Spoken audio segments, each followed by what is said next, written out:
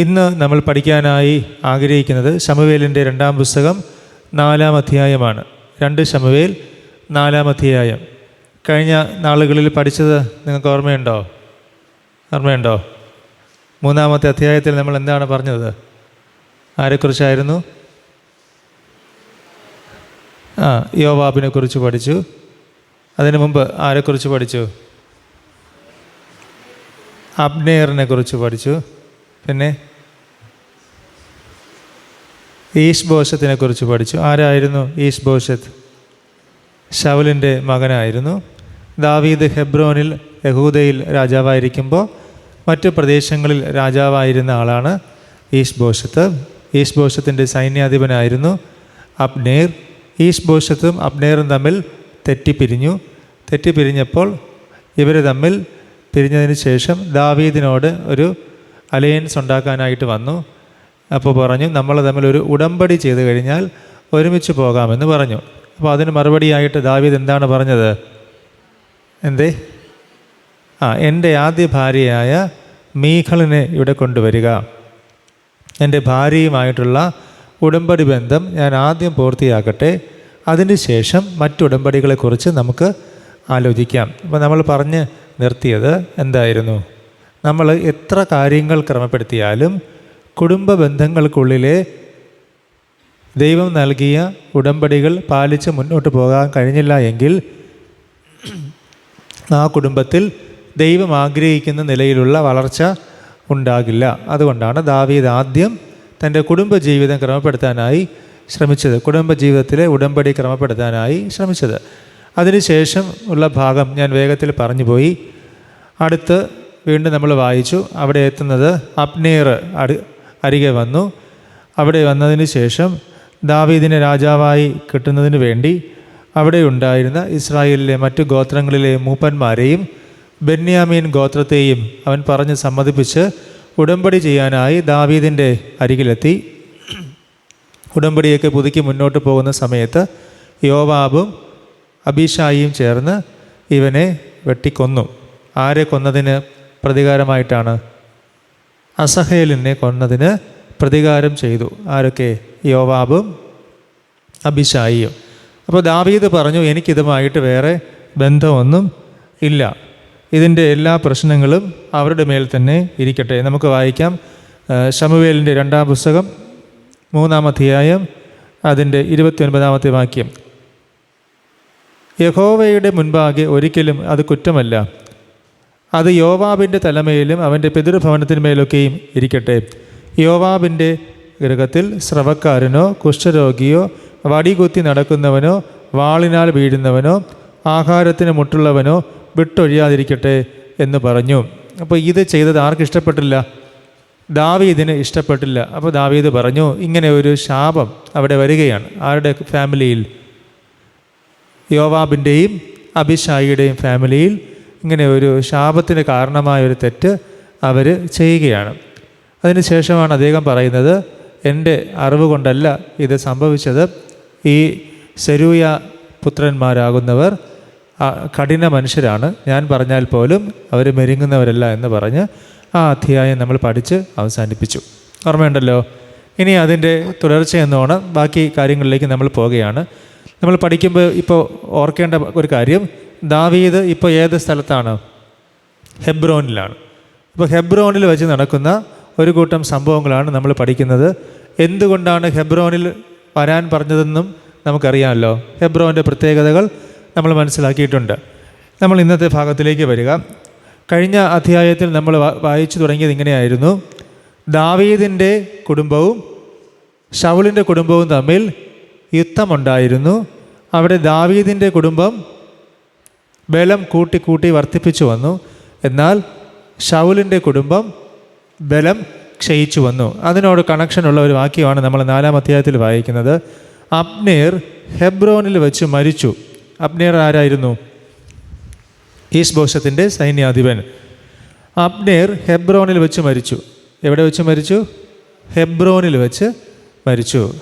അപ്പോൾ നോക്കുക, ഹെബ്രോൻ എന്ന് പറയുന്നത് ദൈവത്തോട് ചേർന്നിരിക്കുന്നവരെ വളർത്തുന്ന സ്ഥലവും ദൈവത്തോട് മത്സരിക്കുന്നവരെ നശിപ്പിച്ച് കളയുന്ന സ്ഥലവുമാണ്. അങ്ങനെ ഒരു പ്രത്യേകതയും കൂടെ ഹെബ്രോനുണ്ട്.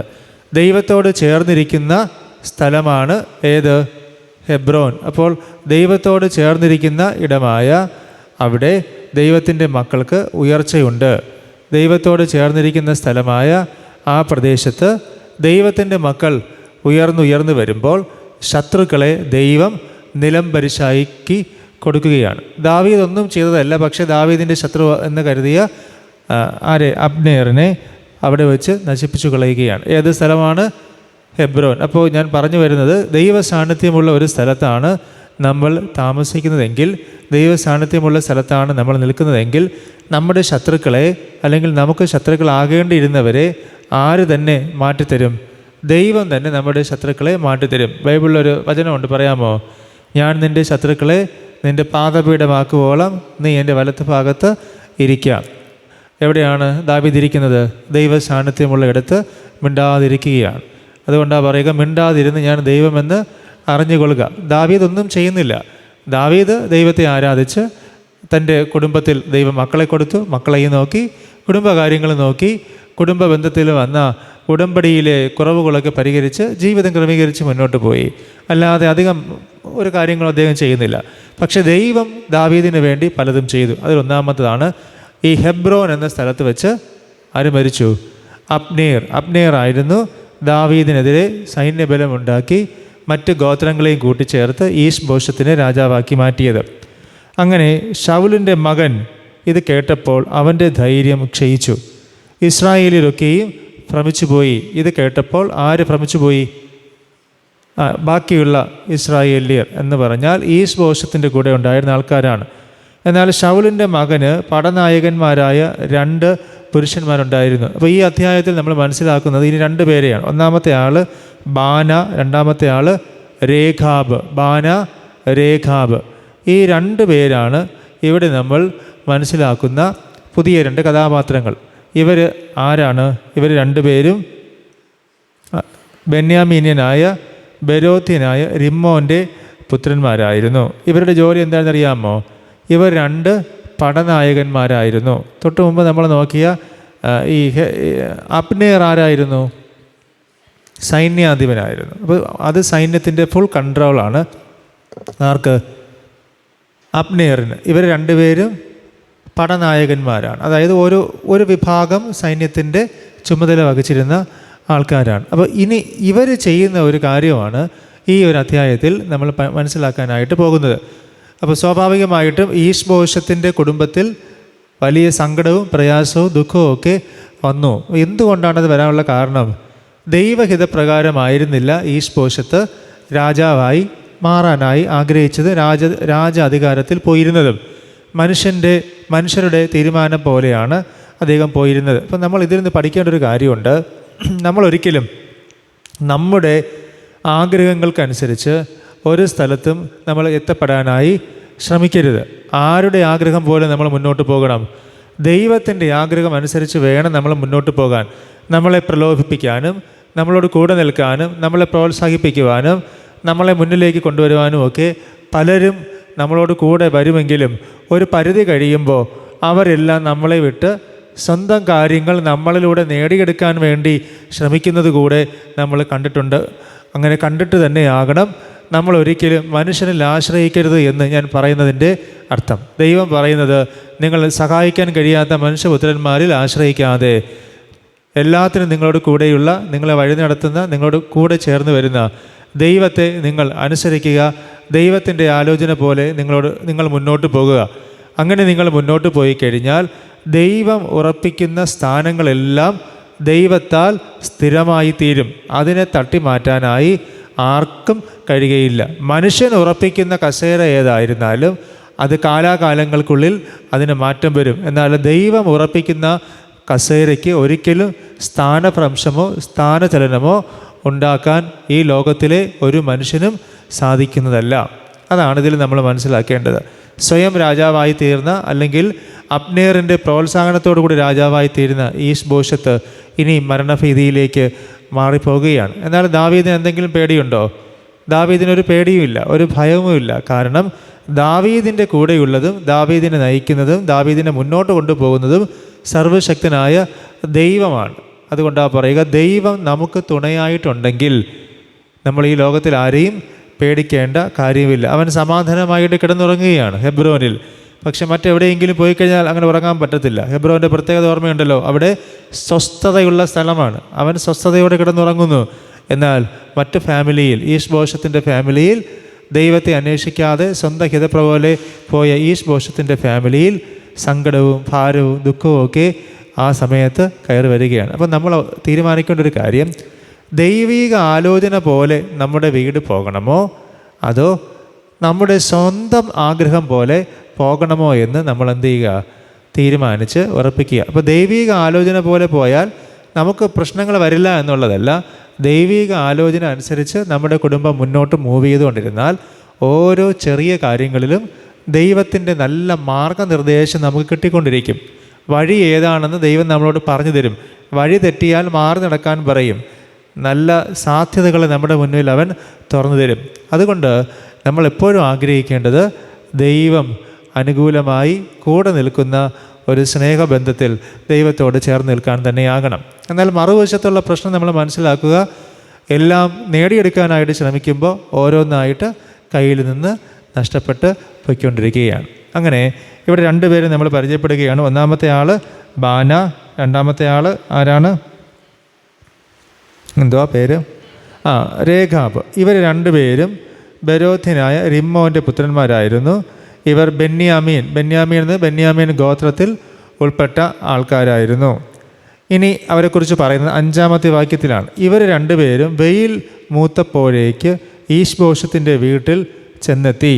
അവൻ ഉച്ച സമയത്ത് ആശ്വസിച്ച് കിടക്കുകയായിരുന്നു. ആര്? ഈശ്ബോഷത്ത്. ആ വാക്യം നമ്മൾ നോക്കുക. ഈശ്ബോഷത്ത് ഉച്ച കഴിഞ്ഞ സമയത്ത് ആശ്വസിച്ച് കിടക്കുകയായിരുന്നു. അവൻ കരുതിയത് ഒരാപത്തും വരാനില്ല.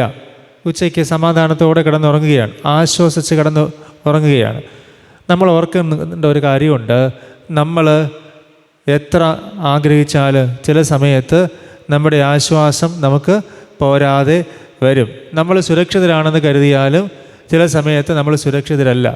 രാജകൊട്ടാരത്തിനുള്ളിൽ അദ്ദേഹം കരുതി കാണും, ഇനി ആരും അയാളെ നശിപ്പിക്കാനായിട്ട് ചെല്ലത്തില്ല. ആരെങ്കിലും ഉണ്ടോ അങ്ങോട്ട് പോകാൻ? ദാവീദ് എന്തായാലും കടന്ന് അങ്ങോട്ട് പോയി ആക്രമിക്കില്ല എന്ന് അദ്ദേഹത്തിന് അറിയാം. കാരണം ദാവീദിന് അങ്ങനെ ഒരു ശീലമില്ല.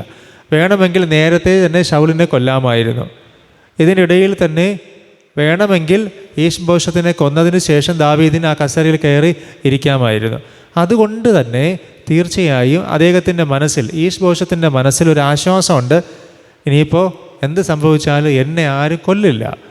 അങ്ങനെ ആശ്വസിച്ചാണ് കിടന്ന് ഉറങ്ങുന്നത്. അല്പമെങ്കിലും പ്രാണഭയം ഉണ്ടെങ്കിൽ നമ്മൾ ഉച്ചയ്ക്ക് കിടന്ന് ഉറങ്ങുമോ? ഇല്ല. കാരണം ശത്രു വരുമെന്നറിയാം, ആക്രമിക്കുമെന്നറിയാം.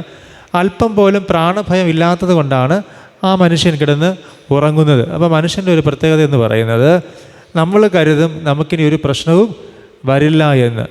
എന്നാൽ ആ സമയത്ത് നമ്മളെ ശത്രു അറ്റാക്ക് ചെയ്യാനായുള്ള സാധ്യത വളരെ കൂടുതലാണ്. മനസ്സിലായോ? നമ്മൾ കഴിയും എല്ലാ പ്രശ്നങ്ങളും തീർന്നു, ഇനി കുറച്ച് നേരം എന്ത് ചെയ്യാം, ആശ്വസിക്കാം, ഇനി നമുക്ക് പ്രശ്നമൊന്നും വരാനില്ല, ഒന്ന് ആശ്വസിച്ച് സമാധാനത്തോടെ നിൽക്കാമെന്ന് കരുതുന്ന സമയത്താണ് ഏതെങ്കിലും വഴിയിലൂടെ പ്രതീക്ഷിക്കാത്ത ഏതെങ്കിലും ഒരു ശത്രു നമ്മെ ആക്രമിക്കാനും അറ്റാക്ക് ചെയ്യാനായിട്ടും ശ്രമിക്കുന്നത്. അപ്പോൾ ഞാൻ പറഞ്ഞതിൻ്റെ സാരം വളരെ കെയർഫുള്ളായിരിക്കണം, വളരെ വളരെ ശ്രദ്ധയോടുകൂടി ആയിരിക്കണം നമ്മൾ. ആശ്വാസം വന്നുവെന്ന് കരുതി പൂർണ്ണമായിട്ടും നിങ്ങൾ ആശ്വസിക്കാറായിട്ടില്ല എന്നതാണ് ഞാൻ പറഞ്ഞതിൻ്റെ അർത്ഥം. ഒരു ചെറിയ പ്രശ്നത്തിനൊരു പരിഹാരം വന്നെന്ന് കരുതി നമ്മൾ ചിന്തിക്കരുത് എല്ലാ പ്രശ്നവും മാറിയെന്ന്. യഥാർത്ഥത്തിൽ ഈശ്ബോഷത്തിൻ്റെ പ്രശ്നം ആരായിരുന്നു? ദാവീദായിരുന്നോ അബ്നേറായിരുന്നോ? ആരായിട്ടാണ് തെറ്റിയത്? അബ്നേറുമായിട്ടാണ് ഈശ്ബോഷത്ത് തെറ്റിയത്. ദാവീദുമായിട്ട് തെറ്റിയോ? ഇല്ല. അപ്പോൾ അദ്ദേഹം കരുതി അബ്നേർ മരിച്ചു, ഇനി ഞാൻ ആരാണ്? ഞാൻ സുരക്ഷിതനാണ്. നമ്മൾ കരുതുന്നത് അങ്ങനെയാണ്. പ്രധാന ശത്രുവിനെ നമുക്ക് കണ്ടെത്താനായിട്ട് കഴിയുകയില്ല. അപ്പോൾ ഇത്രയും കാലം കരുതിയത് ഞാനുമായിട്ട് വഴക്കുണ്ടാക്കിയ അബ്നേർ മരിച്ചു, അതുകൊണ്ട് എനിക്ക് സമാധാനമായിട്ട് കിടന്നുറങ്ങാം. പക്ഷേ നിങ്ങൾ ഒരു പ്രശ്നത്തിന് ഒരു ശത്രുവിനെ മാത്രമേ നിങ്ങൾക്ക് കാണാനായിട്ട് കഴിയുകയുള്ളൂ. പക്ഷേ നിങ്ങളറിയാതെ നമ്മളറിയാതെ നമുക്കെതിരെ ശത്രു പല ഒളിയമ്പുകളും എയ്യുന്നുണ്ട്. നമുക്ക് മനസ്സിലാക്കാൻ പറ്റാത്ത ധാരാളം ശത്രുക്കൾ നമുക്കുണ്ട്. നമ്മളെ നേർക്ക് നേരെ ഫൈറ്റ് ചെയ്യുന്ന ശത്രുക്കളെ മാത്രമേ നമുക്കറിയാവൂ. നമുക്ക് മുന്നിൽ ഒളിഞ്ഞിരിക്കുന്ന ശത്രുക്കളെ നമുക്കറിയാൻ പറ്റുമോ? ഇല്ല. എന്തുകൊണ്ട് അദ്ദേഹം ആശ്വാസത്തോടെ കിടക്കാൻ പോയി? ഒരു കാര്യം മാത്രമേ ഉള്ളൂ, തൻ്റെ സൈന്യാധിപനായിരുന്ന അബ്നേർ മരിച്ചു. അദ്ദേഹം മാത്രമാണ് എനിക്ക് ശത്രുവായിട്ടുള്ളത്. എന്തായാലും ദാവീദ് വന്ന് എന്നെ കൊല്ലില്ല, ദാവീദിനെക്കുറിച്ചുള്ള പ്രാണഭയവും എനിക്കുണ്ടാകേണ്ട കാര്യമില്ല. അങ്ങനെ ആശ്വസിച്ച് ഇനി ഒരു പ്രശ്നവുമില്ല, ആരും എൻ്റെ ജീവിതത്തെ ഒരു സംഘർഷത്തിലേക്കും കൊണ്ടുപോകില്ല എന്ന് കരുതിയിരിക്കുന്ന ഈശ്ബോശത്തിൻ്റെ അരികിലേക്ക് ഈ 2 പേര് വരികയാണ്. നമ്മളെപ്പോഴും ഓർക്കണം, നമ്മുടെ ശത്രു നമ്മളുടെ കൂടെ നിൽക്കുന്നവർ തന്നെയായിരിക്കും. നമ്മുടെ ശത്രു നമ്മളോട് കൂടെ നിന്ന് നമ്മളെ പ്രോത്സാഹിപ്പിക്കുന്നവർ തന്നെയായിരിക്കും. നമുക്ക് ഒരു പ്രതിസന്ധി വരുമ്പോൾ നമ്മൾ അല്പം ദുർബലമാകുമ്പോൾ അവരെന്ത് ചെയ്യും? അറ്റാക്ക് ചെയ്യും. ശത്രു ഒരിക്കലും പുറത്തുനിന്നല്ല വരുന്നത്, ശത്രു എപ്പോഴും കൂട്ടത്തിലുള്ളവനായിരിക്കും. അതുകൊണ്ടാണ് നമ്മളത് പ്രത്യേകിച്ച് ശ്രദ്ധിക്കേണ്ടത്. നമ്മുടെ കൂടെയുള്ള ആളായിരിക്കും, അല്ലെങ്കിൽ നമ്മളെ കൂടെ ചേർന്ന് നിൽക്കുന്ന ആളായിരിക്കും. അതുകൊണ്ടാണ് കർത്താവ് പറഞ്ഞത്, സഹായിക്കാൻ കഴിയാത്ത മനുഷ്യപുത്രന്മാരിൽ നിങ്ങൾ വെറുതെ എന്ത് ചെയ്യരുത്? ആശ്രയിക്കരുത്. ഒരു അവസരം കിട്ടിക്കഴിഞ്ഞാൽ എന്ത് ചെയ്യും? ആ അവസരത്തിൽ കയറി വലിച്ച് താഴെയിടും. ഈ ഞണ്ടുകളെ പിടിക്കുന്നൊരു കഥയുണ്ട്, നിങ്ങൾക്കറിയാമല്ലോ. ഞണ്ടിനെ പിടിച്ച് ഒരു കുടത്തിലിട്ട് കഴിഞ്ഞാൽ ഒരു ഞണ്ടും രക്ഷപ്പെടില്ല. കാര്യം എന്താണ്? ഒന്ന് രക്ഷപ്പെടാനായിട്ട് കയറുമ്പോൾ മറ്റത് പിടിച്ച് വലിച്ച് താഴേക്കിടും. അതാണ് അതിൻ്റെ പ്രത്യേകത. അതുപോലെയാണ് നമ്മളെ ഒന്ന് ആശ്വസിക്കാനും ഒന്ന് രക്ഷപ്പെടാനും അനുവദിക്കാത്ത പ്രശ്നങ്ങൾ നമ്മുടെ കൂടെ പിറപ്പാണ്, നമ്മളെ കൂടെ ഉണ്ട്. ഇവന്മാർ 2 പേരും ആരുടെ കൂടെ ഉണ്ടായിരുന്നവർ തന്നെയാണ്? ഈശ്ബോശത്തിൻ്റെ കൂടെ ഉണ്ടായിരുന്നവരാണ്. അബ്നേറിനെ കണ്ടുപിടിക്കാൻ പറ്റി, പക്ഷേ ഇവന്മാരെ കണ്ടുപിടിക്കാൻ പറ്റിയില്ല. ഇവന്മാരുടെ പ്രശ്നം കണ്ടെത്താൻ പറ്റിയില്ല. നമ്മൾ ഓർക്കേണ്ടത്, വലിയ ശത്രുവിനെ വേഗത്തിൽ കണ്ടെത്താൻ പറ്റും, പക്ഷെ ചെറിയ ശത്രുവിനെ കണ്ടെത്താൻ അത്ര എളുപ്പമല്ല. അതുകൊണ്ട് നമുക്ക് എപ്പോഴും അതിനെന്ത് വേണം? അകക്കണ്ണ് വേണമെന്ന് പറയുന്നത് അതുകൊണ്ടാണ്. വലിയ ശത്രുവിനെ നമുക്ക് വേഗത്തിൽ കണ്ടെത്താൻ പറ്റും, പക്ഷെ ചെറിയ ശത്രു എപ്പോഴും ഒളിഞ്ഞിരിക്കും. സത്യത്തിൽ മാരകമായ ശത്രു ആരാണ്? ഒളിഞ്ഞിരിക്കുന്ന ശത്രുവാണ്. അവന് വീര്യം കൂടുതലായിരിക്കും. അപ്പോൾ അങ്ങനെയാണ് ഈ ഒരു കാര്യം നമ്മൾ മനസ്സിലാക്കാനായിട്ട് ശ്രമിക്കേണ്ടത്. അബ്നേർ ഒരിക്കലും ഈശ്ബോശത്തിനെ കൊല്ലാനായിട്ടൊന്നും ആഗ്രഹിച്ചില്ല. ഈശ്ബോശത്തിൻ്റെ കയ്യിൽ നിന്ന് രാജാധികാരം കൈമാറ്റം ചെയ്യിപ്പിച്ച് ദാവീദിന് കൊടുക്കണമെന്ന് മാത്രമാണ് അബ്നേർ ആഗ്രഹിച്ചത്. ദാവീദും ഒരിക്കൽ പോലും ഈശ്ബോശത്തിനെ കൊല്ലണമെന്ന് ആഗ്രഹിച്ചിട്ടില്ല. അപ്പോൾ നമ്മൾ എപ്പോഴും ഓർക്കണം, നമ്മൾ പ്രതീക്ഷിക്കാത്ത പ്രതിസന്ധികൾ കൊണ്ടുവരുന്ന ശത്രു ഉണ്ട്. അതുകൊണ്ടാണ് കർത്താവ് പറയുന്നത്, നിങ്ങൾക്ക് പോരാട്ടമുള്ളത് ഈ ലോകത്തിലെ ജഡരക്തങ്ങളോട് അല്ല. മനസ്സിലായോ? ഈ ലോകത്തിലെ ജഡരക്തങ്ങളോടല്ല. നിങ്ങൾ പ്രതീക്ഷിക്കാത്ത ശത്രു നിങ്ങളുടെ അരികിൽ വരും. അതുകൊണ്ടാണ് ആ ശത്രുവിനെ കുറിച്ച് പറയുന്നത്, മോഷ്ടിപ്പാനും അറുപ്പാനും വെടിപ്പാനും അല്ലാതെ കള്ളൻ വരുന്നില്ല, എന്നാൽ ഞാൻ വരുന്നത് എന്തിനു വേണ്ടിയാണ്? നിങ്ങൾക്ക് ജീവൻ ഉണ്ടാകുവാനും എങ്ങനെ ഉണ്ടാകാനുമാണ്? സമൃദ്ധിയായിട്ടുണ്ടാകാനുമാണ് ഞാൻ വന്നിരിക്കുന്നത്. ഇതാണ് രണ്ടും തമ്മിലുള്ള വ്യത്യാസം. കർത്താവാണ് നമ്മോട് കൂടെ ഉണ്ടെങ്കിൽ നമ്മുടെ ജീവിതം ഓരോ ദിവസവും ശക്തിപ്പെട്ടു വരും. ആർക്കത് സംഭവിച്ചു? ദാവീദിൻ്റെ വീട്ടിൽ ഓരോ ദിവസവും ശക്തിപ്പെട്ടു വന്നു. എന്നാൽ ഇപ്പുറത്തെ സൈഡിലാണെങ്കിൽ ആരില്ല? ദൈവമില്ല. ദൈവമില്ലാതെ വരുമ്പോൾ, ദൈവ സാന്നിധ്യം ഇല്ലാതെ വരുമ്പോൾ ആരവിടെ കൂടി വരും? ശത്രു കൂടി വരും. ഇനി നിങ്ങളൊന്ന് കമ്പയർ ചെയ്ത് നോക്കണേ. ദാവീദിൻ്റെ വീട്ടിൽ ദൈവത്തിൻ്റെ സാന്നിധ്യമുണ്ട്, ശത്രുവിൻ്റെ അളവിന് എന്ത് ചെയ്തു? കുറഞ്ഞു വന്നു. ഇപ്പുറത്തെ സൈഡിൽ എന്താ സംഭവിച്ചത്? ദൈവ സാന്നിധ്യം കുറവാണ്, എന്നാൽ കൂടെയുള്ളവർ എന്തായിട്ട് മാറി? ശത്രുവായിട്ട് മാറി. അപ്പം നമ്മൾ ഓർക്കണം, നമുക്കെങ്ങനെയാണ് ശത്രുക്കൾ കൂടുന്നത്? ദൈവ സാന്നിധ്യത്തിൽ നിന്ന് നമ്മൾ അകലുമ്പോഴാണ് കേട്ടോ. ദൈവ സാന്നിധ്യത്തിൽ നമ്മൾ ചേർന്ന് നിന്ന് കഴിഞ്ഞാൽ 91-ാമത്തെ സങ്കീർത്തനമൊക്കെ നമ്മൾ വായിക്കുന്ന പോലെ ഒരനർത്ഥവും നിനക്ക് ഭവിക്കയില്ല, ഒരു ബാധയും നിൻ്റെ കൂടാരത്തിന് അടുക്കയില്ല. ആ സങ്കീർത്തനം നിങ്ങൾ വായിച്ചാൽ അതിനകത്ത് എല്ലാം ഉണ്ട്. ആരോട് ചേർന്ന് നിൽക്കണം? ദൈവത്തോട് ചേർന്ന് നിൽക്കണം. നമുക്ക് ആ സങ്കീർത്തനത്തിലേക്കൊന്ന് പോയിട്ട് തിരിച്ച് നമുക്ക് ഇതിലേക്ക് മടങ്ങി വരാം. 91-ാമത്തെ സങ്കീർത്തനം എല്ലാവരും എടുക്കുക. ഈ സങ്കീർത്തനം നമ്മൾ വായിച്ചു വരുമ്പോൾ അതിനകത്ത് നമ്മൾ വായിക്കുന്നത് അടുത്തായിരുന്നോ? നിൻ്റെ വശത്ത് 1000 പേരും നിൻ്റെ വലതുവശത്ത് 10,000 പേരും വീഴും. ആരെക്കുറിച്ചാണത് പറയുന്നത്? ആരെക്കുറിച്ചാണ്? ദാവീദും ശൗലുമായിട്ടുള്ള കമ്പാരിസനാണ്. നിൻ്റെ വശത്ത് 1000 പേരും നിൻ്റെ വലതുവശത്ത് 10,000 പേരും വീഴും, എങ്കിലും ശത്രു നിന്നെ എന്ത് ചെയ്യില്ല? തൊടില്ല. നിൻ്റെ കണ്ണുകൊണ്ട് തന്നെ നീ നോക്കി ദുഷ്ടന്മാർക്ക് വരുന്ന പ്രതിഫലം കാണും. ദാവീദ് പറയുകയാണ്, ആർക്ക് വരുന്ന പ്രതിഫലം ഇപ്പോൾ കണ്ടുകൊണ്ടിരിക്കുകയാണ്? ആർക്ക് വരുന്നത്? ദുഷ്ടന്മാർക്ക് വരുന്നത്. ഇവിടെ നോക്കുമ്പോൾ ഈശ്ബോശത്തിൻ്റെ കുടുംബത്തിൽ വരുന്ന പ്രശ്നങ്ങൾ കണ്ടുകൊണ്ടിരിക്കുകയാണ്. എന്താണ് അവിടെ സംഭവിക്കുന്നതെന്ന് കണ്ടുകൊണ്ടിരിക്കുകയാണ്. യഹോവേ, നീ എൻ്റെ സങ്കേതമാകുന്നു, നീ അത്യുന്നതനെ നിൻ്റെ വാസസ്ഥലമാക്കിയിരിക്കുന്നു. ഇനി കൊടുക്കുന്ന ഒരു അഷുറൻസാണ്, ഒരു അനർത്ഥവും നിനക്ക് ഭവിക്കയില്ല. എന്തെങ്കിലും ഭവിച്ചോ ദാവീദിന്? ഒരു ബാധയും നിൻ്റെ കൂടാരത്തിന് അടുക്കയില്ല. ഹെബ്രോനിൽ പോയി ആർക്കെങ്കിലും ദാവീദിനെ അറ്റാക്ക് ചെയ്ത് തോൽപ്പിക്കാൻ പറ്റിയോ? ഇല്ല. കാരണം ദൈവമാണ് അവിടെ പ്രൊട്ടക്ഷൻ ഒരുക്കിയത്, ദൈവമാണ് അവിടെ കവചം ഒരുക്കിയത്. ദൈവത്തിൻ്റെ മക്കളോട് ദൈവം പറയുന്നത്, ഞാൻ പറയുന്നത് പോലെ അനുസരിച്ച് നിങ്ങൾ എന്നോട് ചേർന്നിരുന്നു കഴിഞ്ഞാൽ അനർത്ഥ ദിവസത്തിൽ അവൻ തൻ്റെ തിരുനിവാസത്തിൽ നിങ്ങളെ ഒളിപ്പിക്കും. ഒരു അനർത്ഥം വരുന്നു അറിയാം, പക്ഷേ ദൈവം നിങ്ങളെ ഒളിപ്പിച്ചിരിക്കും. അതുപോലെ ദൈവം കൊണ്ടുപോയി ദാവീദിനെ ഒളിപ്പിച്ച് വച്ചേക്കുകയാണ്. ഇവിടെ ഹെബ്രോനിൽ നമ്മൾ വായിക്കുക, നിൻ്റെ എല്ലാ വഴികളിലും നിന്നെ കാക്കേണ്ടതിന് അവൻ നിന്നെക്കുറിച്ച് നിൻ്റെ ദൂതന്മാർ കൽപ്പിക്കും. നിൻ്റെ കാൽ കല്ലിൽ തട്ടിപ്പോക്കാതിരിക്കേണ്ടതിന് അവർ നിൻ്റെ കൈകളിൽ വഹിച്ചുകൊള്ളും. പിന്നെ താഴോട്ട് വായിച്ചാൽ, അവൻ എന്നോട് പറ്റിയിരിക്കാൻ ഞാൻ അവനെ വിടുവിക്കും. ദാവീദിന് വരുന്ന എല്ലാ പ്രശ്നങ്ങളിൽ നിന്നും ഒരേ ഒരു കാരണം കൊണ്ട് ദൈവം അവനെ വിടുവിക്കുകയാണ്. എന്താണ് ആ കാരണം? ദൈവത്തോട് പറ്റിയിരുന്നു. ദൈവം ഹെബ്രോനിൽ പോകാൻ പറഞ്ഞാൽ അവൻ അവിടെ നിൽക്കൂ, അതിനപ്പുറം ഒന്നും ചെയ്യത്തില്ല. ദൈവിക ആലോചന ചോദിക്കാതെ ഒരു കാര്യത്തിനു വേണ്ടിയും ഇറങ്ങി പുറപ്പെടില്ല. അതിന് പറയുന്ന പേരാണ് ദൈവത്തോട് പൂർണ്ണമായി പറ്റിയിരിക്കുക.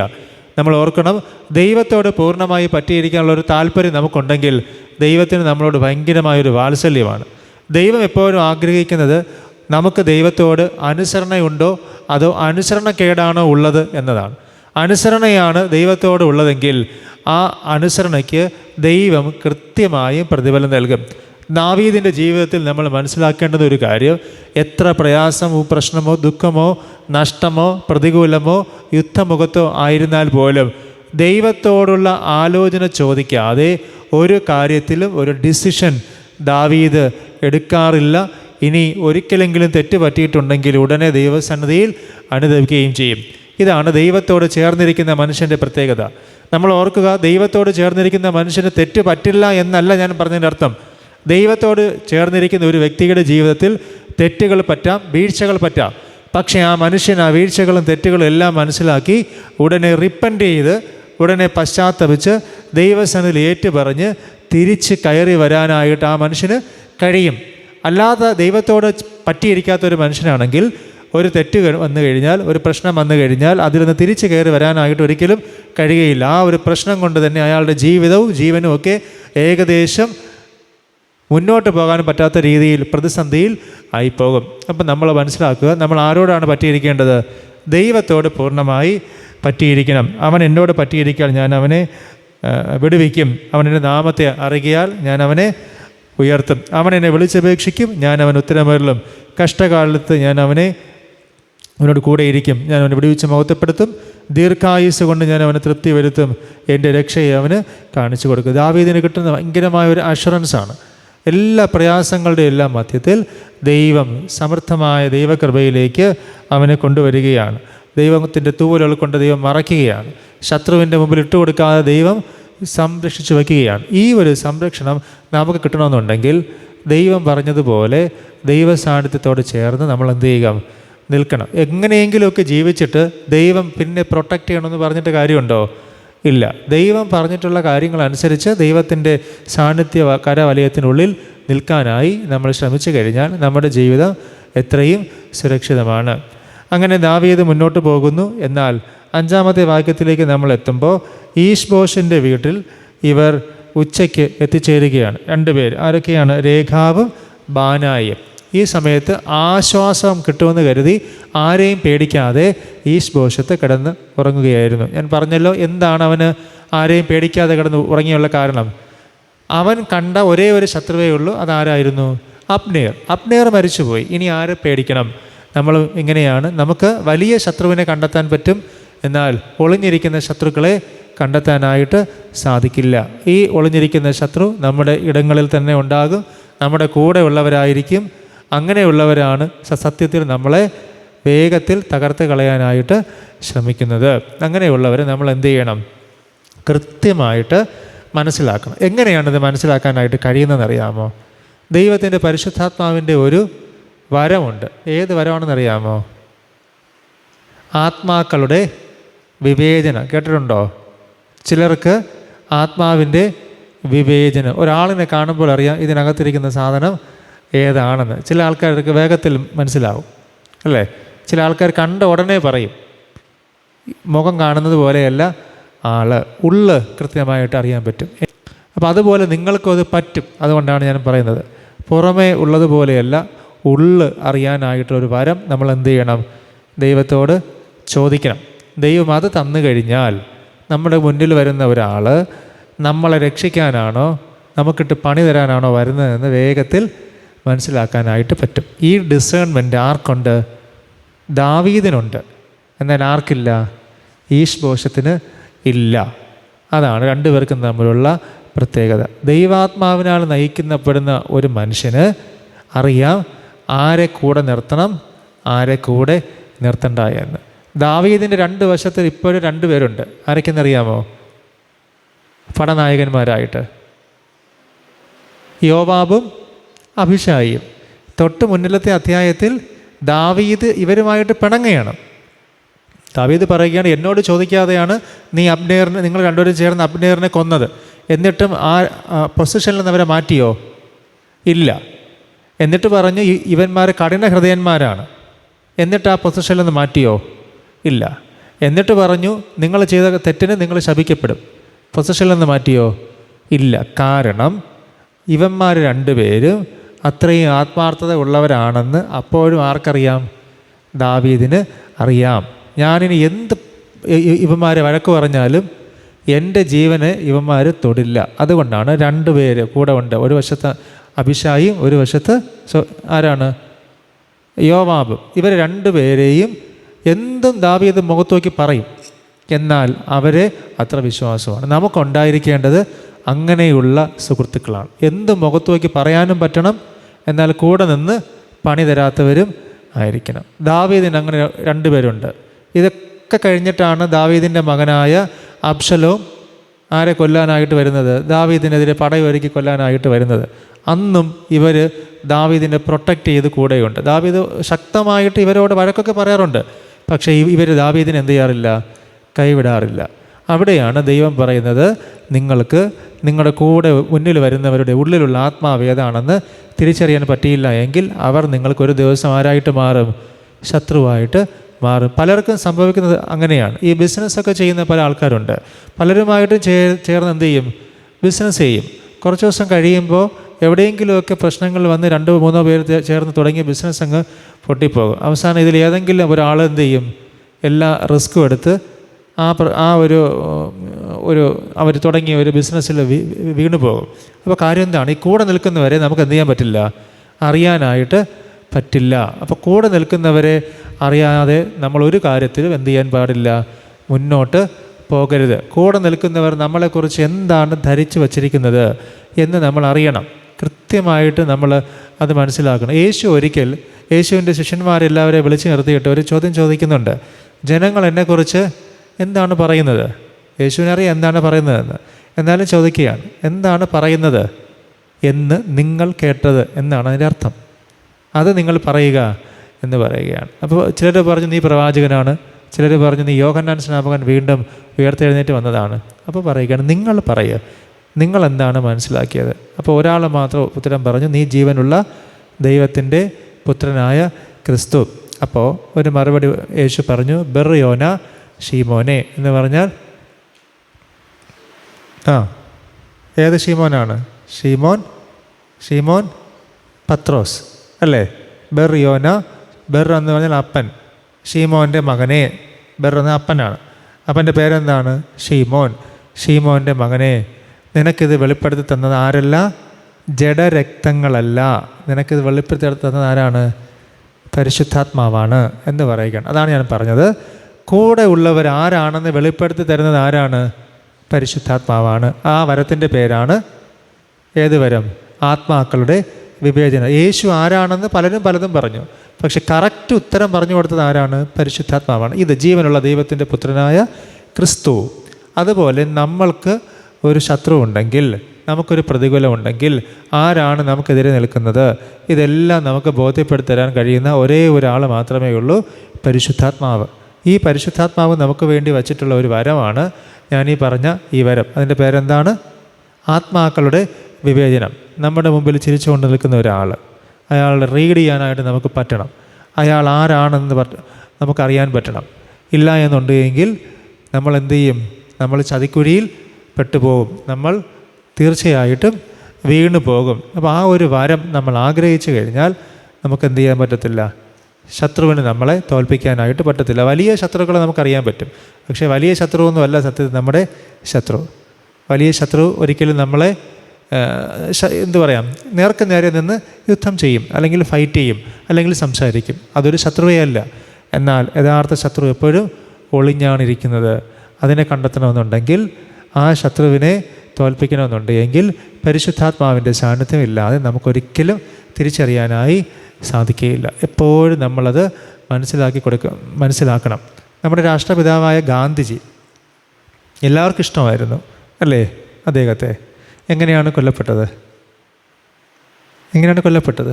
നമുക്കറിയാമല്ലോ. കൂട്ടത്തിലൊരാൾ.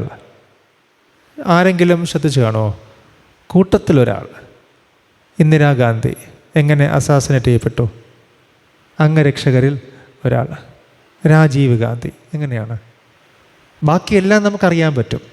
പക്ഷെ കൂട്ടത്തിലുള്ള ഒരു ശത്രുവിനെ എന്ത് ചെയ്യാൻ പറ്റില്ല? വേഗത്തിൽ നമുക്ക് ഐഡൻറ്റിഫൈ ചെയ്യാനായിട്ട് പറ്റില്ല. അതുകൊണ്ട് എനിക്ക് നിങ്ങളോട് പറയാനായിട്ടുള്ളത്, നമ്മുടെ ശത്രു എപ്പോഴും നമ്മളോട് കൂടെ തന്നെ ഉണ്ട്. ആ ശത്രു എന്ന് പറയുന്നത് ചിലപ്പോൾ നിങ്ങളുടെ കോപമായിരിക്കാം കേട്ടോ. ഇനി പറയുന്നതാണ് നിങ്ങൾക്കുള്ളത്. ഞാനിപ്പോൾ പൊതുവിലായിട്ട് പറഞ്ഞതാണ്. ആ ശത്രു ചിലപ്പോൾ നിങ്ങളുടെ കോപമായിരിക്കാം കേട്ടോ. ചിലപ്പോൾ ആ ശത്രു നിങ്ങൾ പറയുന്ന ഒരു കള്ളമായിരിക്കാം. ഇപ്പോൾ ഓരോ നമ്മുടെ ഉള്ളിലുള്ള കാര്യങ്ങളാണ്. ആ ശത്രു ഒരു പക്ഷേ നിങ്ങൾ ചെയ്യുന്ന ഒരു തെറ്റായിരിക്കാം.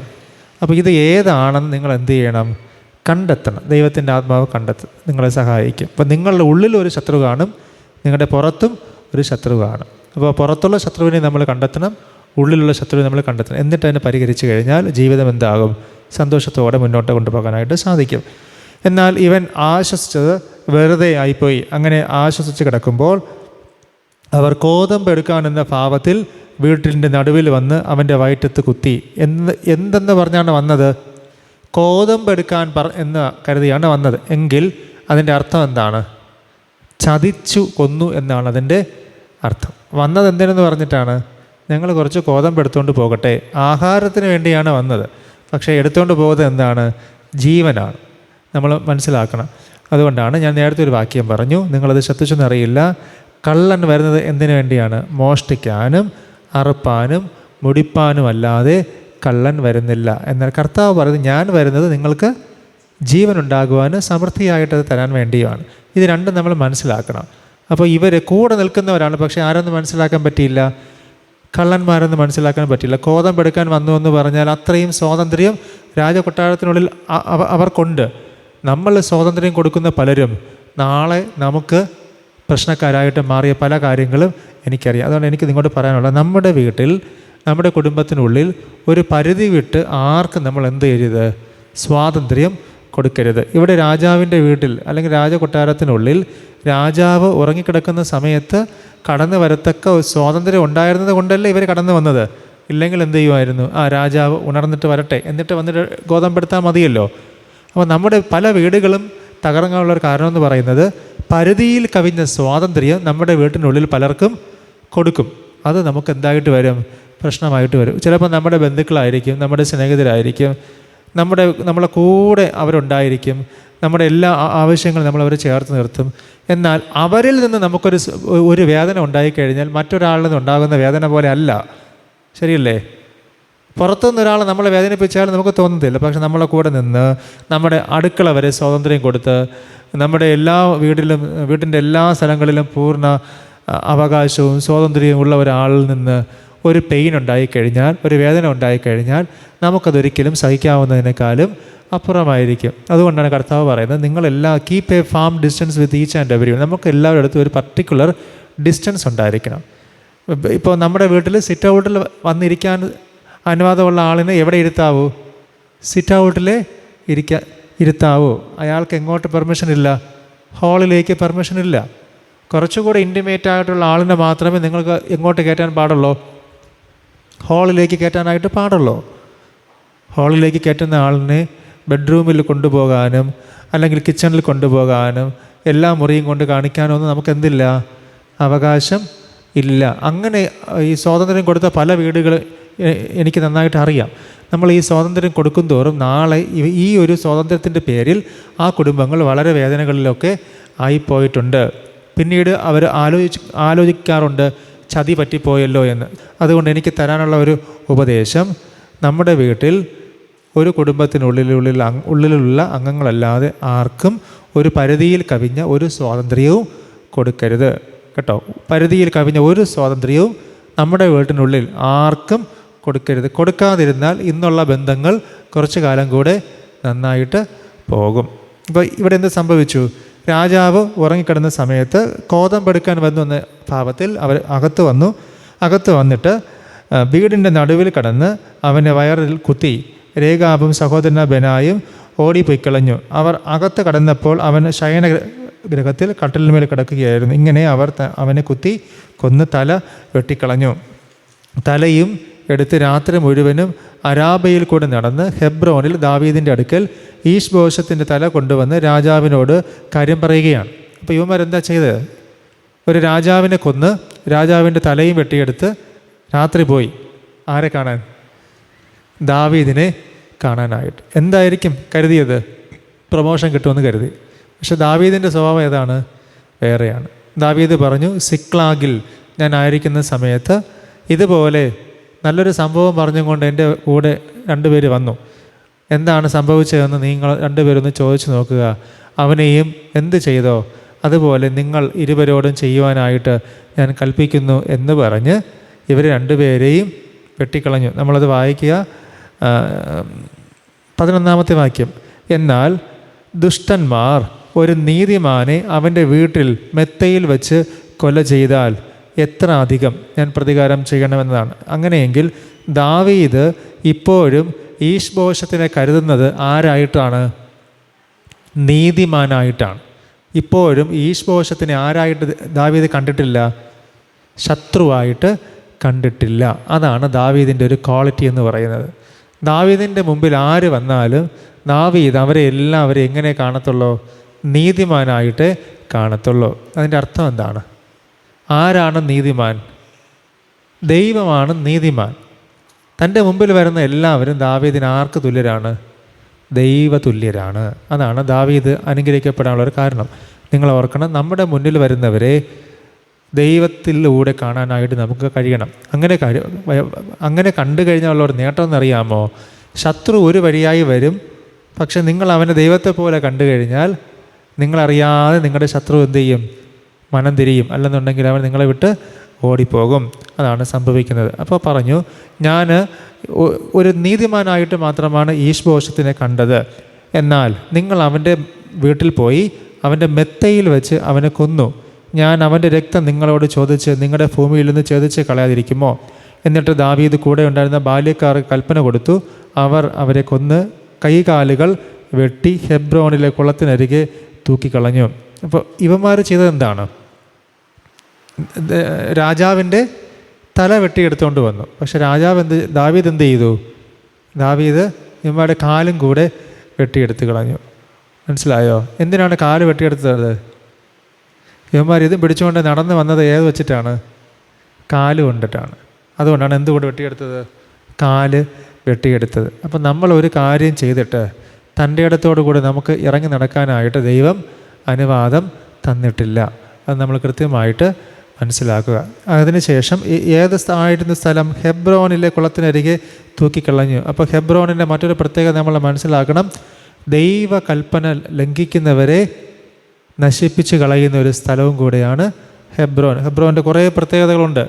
നമ്മൾ ഓരോ ദിവസവും ഓരോന്ന് പുതുതായിട്ട് പഠിച്ചു വരികയാണ്. ദൈവകൽപ്പന അനുസരിക്കുന്നവരെ അനുഗ്രഹിക്കുന്ന സ്ഥലമാണ് ഹെബ്രോൻ.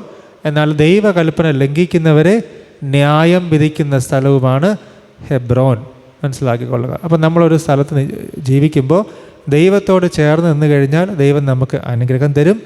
എന്നാൽ ദൈവകൽപ്പന അനുസരിക്കാതെ വന്നു കഴിഞ്ഞാൽ അത് നമുക്ക് അപകടവും ആയിത്തീരും. അങ്ങനെ ഈശ്ബോശത്തിൻ്റെ തല അവർ എടുത്ത് ഹെബ്രോനിൽ അബ്നേറിൻ്റെ ശവക്കുഴിയിൽ അടക്കം ചെയ്തു. ആരെടുത്തിട്ട്? ഈ ദാവീദിൻ്റെ കൂടെയുള്ള സൈന്യത്തിലെ ബാല്യക്കാരെല്ലാവരും ചേർന്ന് ഈശ്ബോശത്തിൻ്റെ തല എടുത്തുകൊണ്ട് പോയി അബ്നേറിനോട് കൂടെ അടക്കം ചെയ്തു. എന്തുകൊണ്ടാണ് അബ്നേറിൻ്റെ കൂടെ കൊണ്ട് അടക്കം ചെയ്തത്?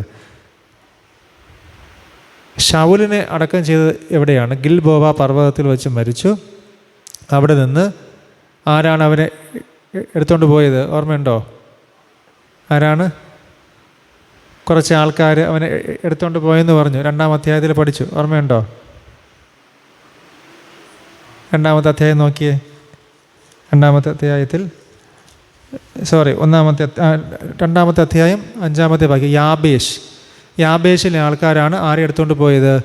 ശൗലിനെ എല്ലാം എടുത്തുകൊണ്ട് പോയി വിലാപവും കഴിച്ച് ശൗലിൻ്റെ കുടുംബക്കാരെ എല്ലാം അവിടെ അടക്കം ചെയ്തു. ഏതാണ് സ്ഥലം എന്ന് പറയുന്നത് യാബേഷിൽ കൊണ്ടുവന്ന് അവിടെ ദഹിപ്പിച്ചു. അവിടെ അസ്ഥികളെ എടുത്ത് യാബേഷിലെ പിജുല വൃക്ഷത്തിൻ്റെ ചുവട്ടിൽ കുഴിച്ചിട്ടു 7 ദിവസം ഉപവസിച്ചു.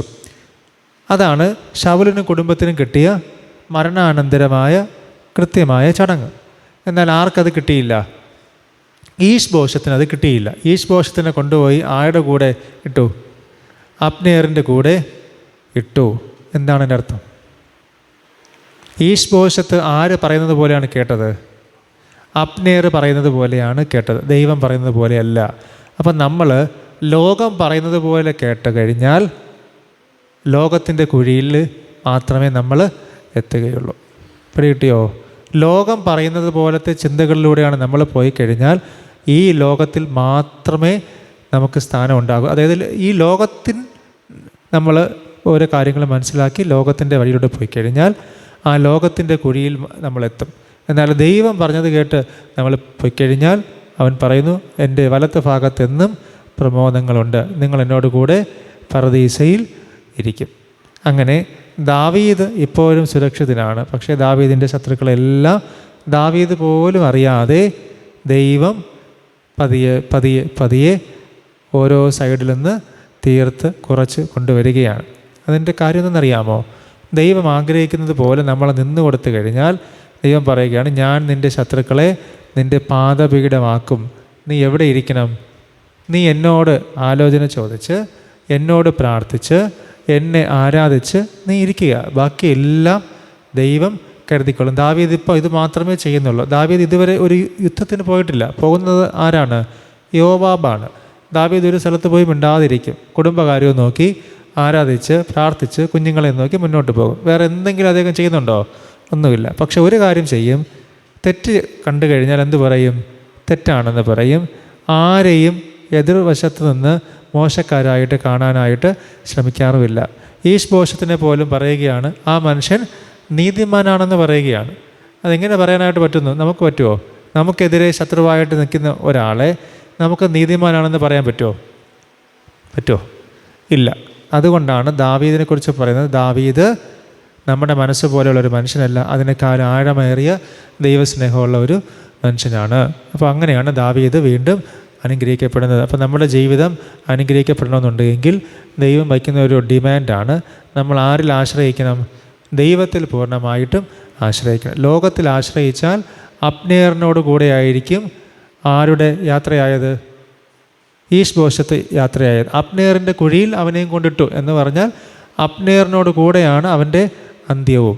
എന്നാൽ ദൈവത്തിൽ ആശ്രയിക്കുന്ന ദാവീദ് ആരോട് കൂടെയാണ്? ദൈവത്തോടു കൂടെയാണ്. നിങ്ങൾ ചിന്തിക്കേണ്ടത്, എൻ്റെ കൺക്ലൂഷൻ ഇത്രയേ ഉള്ളൂ.